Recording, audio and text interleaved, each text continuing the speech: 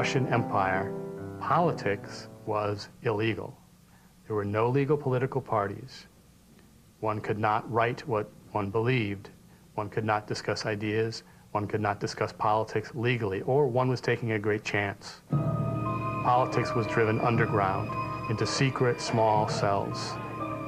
But as Russia industrialized, a working class emerges in the big cities, especially in Moscow, in St. Petersburg, in Kiev.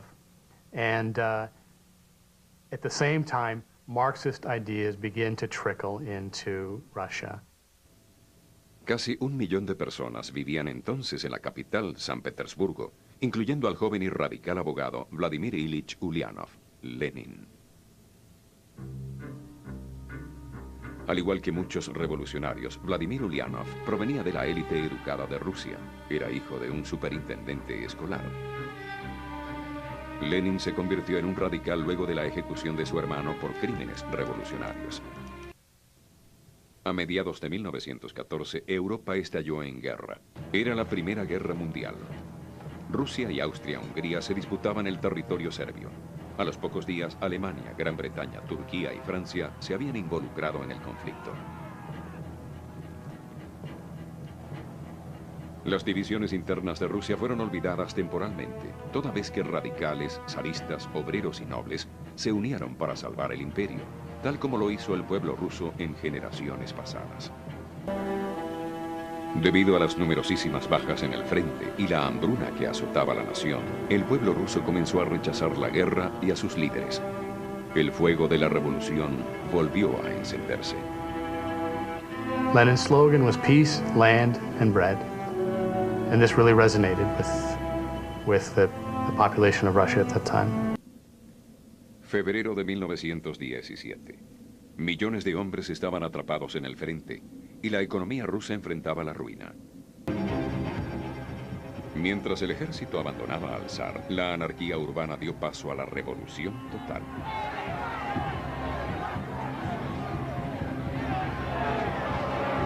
People since the Decembrists had been plotting revolution for almost 100 years.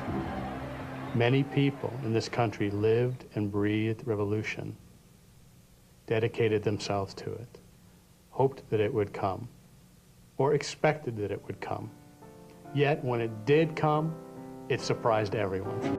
En 1917, durante la Guerra Civil, los bolcheviques se limitaron a ganar la guerra y su estrategia económica se redujo a entregarle la tierra a los campesinos y a estatizar todas las fábricas y los transportes. A ese periodo se le conoce como comunismo de guerra. Las fábricas producían para mantener peleando al ejército. Los campesinos sembraban y el ejército se apropiaba de lo que no le vendían voluntariamente. It's not just that the monarchy collapses, it's when it collapses that is very important. Because when it collapses, really allows the Bolsheviks to exploit the opportunity and to take over power. Un mes después, otro tren llegó a San Petersburgo, con el futuro de Rusia en un compartimiento sellado. Luego de casi 20 años de exilio, aquel que profetizaba el paraíso de los obreros, Lenin, había vuelto a casa. En octubre, los discípulos bolcheviques de Lenin tomaron la Duma por asalto. La Revolución de Febrero fue víctima de un golpe comunista, y Rusia pasó de la Primera Guerra Mundial a una amarga guerra civil.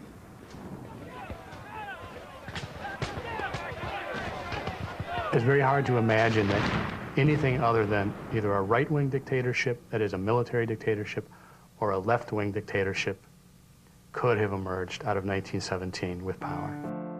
Al terminar la guerra, el Estado ya era dueño de las empresas y podía disponer de la producción como quisiera.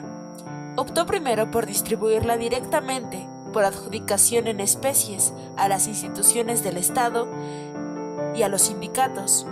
Este sistema de adjudicación en especie iba muy de acuerdo con el pensamiento de los primeros marxistas. En lo relacionado con producción del campo, la cosa era muy distinta. La tierra ya era de los campesinos, y el Estado comunista no podía seguir la política de la época del comunismo de guerra. expropiándoles de buenas a primeras todo lo que producían.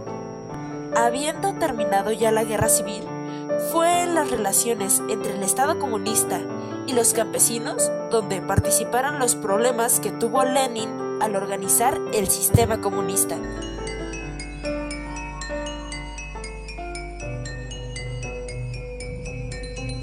La Revolución Rusa cambió el mundo para siempre. Prácticamente de la noche a la mañana, toda una sociedad fue destruida y sustituida por uno de los experimentos sociales más radicales de la historia.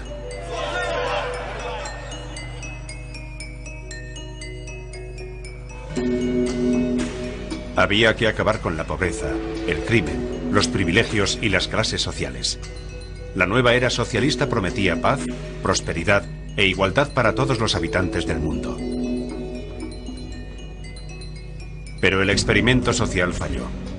Millones de personas fueron asesinadas y una generación más tarde, casi una tercera parte de la población mundial estaba viviendo bajo la sombra del comunismo.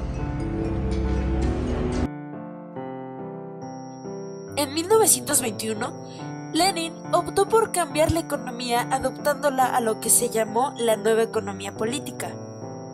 Permitió que los campesinos pudieran vender su producción, pero algunos campesinos se enriquecieron muy rápido por vender sus productos en un mercado escaso a altos precios.